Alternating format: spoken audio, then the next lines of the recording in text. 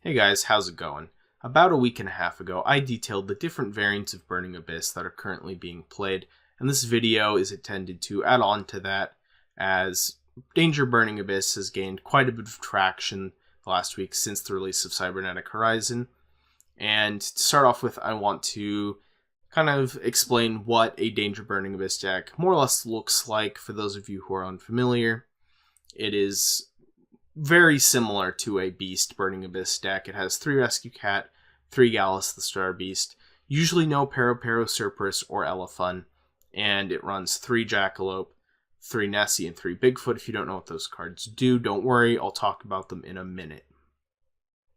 So for the structure of this video, or the rest of this video anyway, I want to talk about each of the danger monsters individually, and then talk about the archetype as a whole and how it both contributes and subtracts from Burning Abyss.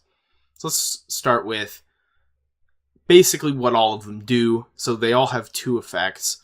The first of which is that they reveal themselves in your hand, and then your opponent randomly discards a card in your hand. And if it was not the danger, if the discarded card was not the danger monster revealed, it special summons itself, and then you draw a card. The second effect is something that happens when it is discarded. In the case of Jackalope, which is who we're going to talk about first, it special summons a danger monster from your deck in defense position. So I think the main pull of dangers in Burning Abyss is that Jackalope is a level 3 beast, which means it synergizes with Rescue Cat, and it can make Dante Traveler of the Burning Abyss. However, I do think in a lot of ways it just ends up being a worse GALLIS the Star Beast, and here's why. So you, in most games, don't really want to discard Jackalope unless it's towards the end of the game for link material, because you want the level 3 on the field. If it discards itself, it's going to special summon Nessie or Bigfoot, which are level 7, level 8 respectively. Those do not make Dante. And so you essentially fail if it discards itself, which is, in an optimal scenario, a 1 in 5 chance. If you have your opening hand, opening 5 cards, and you have a Jackalope, there's a 1 in 5 chance that you discard it. Now, for GALLIS the Star Beast, a failure happens when you reveal Sekka's Light off the top of the deck instead of a monster, which is a 3 in 35 chance. So Jackalope fails in an optimal scenario versus the worst case scenario more than twice as often. And frequently, these are the cards that are coming out of your hand second or third, which means the odds for Jackalope are actually much worse than that. Oftentimes, it's a 1 in 4 or 1 in 3 chance that it ends up discarding itself. Now, like I said, to its credit, late game, when you're just trying to link, climb, and such, summoning Nessie or Bigfoot instead is not that big of a deal. But early in the game, it is horrible as a piece of a starting engine. It's horrible for making the first Dante. It's less reliable for fixing awkward boards where Tour Guide or Fiendish Rhino Warrior got stuck. And honestly, do we really need 4th, 5th, and 6th copies of GALLIS the Star Beast? So I think kind of the basic premise of why Danger Burning Abyss should be good is somewhat wrong. I don't really like Jackalope in this deck very much, but it does have some merits. I think next I want to talk about Bigfoot. I think this is probably the largest issue, excuse me, with this engine overall, because it's the boss monster, essentially, but it's just a vanilla 3k beater when it lands on the field. When it's discarded, it simply pops a card. That's just not that amazing. Think of the alternatives that you could be playing that are usually cut for this card, like Blackluster, Soldier, Envoy of the Beginning, and Orbital Hydralander. Both of those cards are much stronger than Bigfoot. And yeah, Bigfoot's searchable, kind of. It is searchable off of Nessie, and you can special summon it off of Jackalope, although notably, Jackalope special summons in defense position, so actually you're not even getting to use the 3k attack of Bigfoot if you're special summoning it off of Jackalope anyway. But that aside, it just doesn't do anything on the field. It's just so inferior, and it's barely more accessible. So I just don't love it. There's really no large appeal with that card. And I think that's kind of probably the main thing holding this engine back more so than the other two cards, is that it doesn't feel very worth it, but you kind of still have to run it because there's just nothing better to run, and you do need to run quite a few dangers. Usually they do like to come in multiples so that you can press for link advantage really hard later in the game. Once you can kind of collect more cards, hopefully resolve Aseka's Light, etc. And finally, I want to talk about Nessie. So this one, when it's discarded, searches a danger card, so you can grab Jackalope or Bigfoot out of the deck, which is pretty good, admittedly. I think this is sort of the glue of the engine in a lot of ways. It's just a solid card that can grab either, but you don't actually really want to summon it. It's kind of weird because Bigfoot and Jackalope don't really want to be discarded. It's rarely, if ever at all, better for them to be discarded than it is for them to be summoned.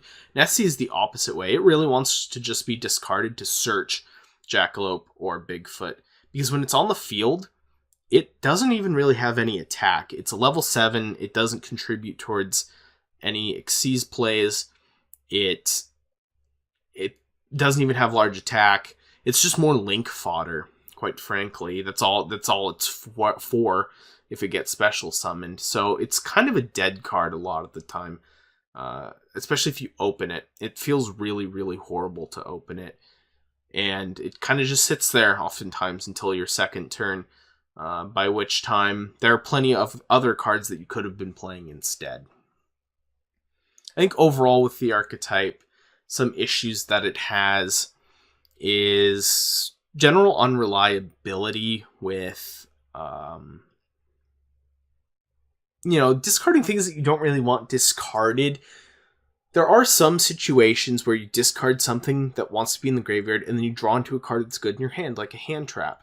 But on the flip side, you often do end up just discarding hand traps and then drawing into some excess combo piece like a Burning Abyss monster that you're not actually even going to be using that turn. And that feels really horrible.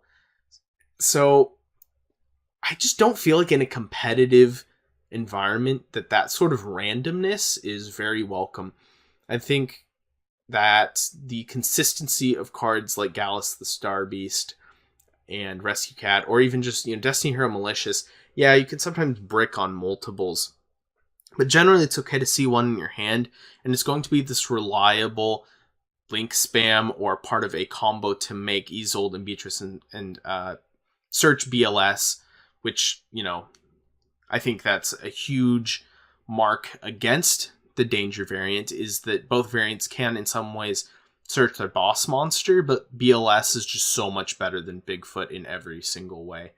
So that is something worth mentioning. I just don't understand what the point of it is, I guess. Like, it's link spam is really what it is. It gives you lots of more link materials, but that's not really what Burning Abyss is about. Yeah, GALLIS and Malicious can help, link climb, and that's nice, but why are you running 9 cards that mostly just do that?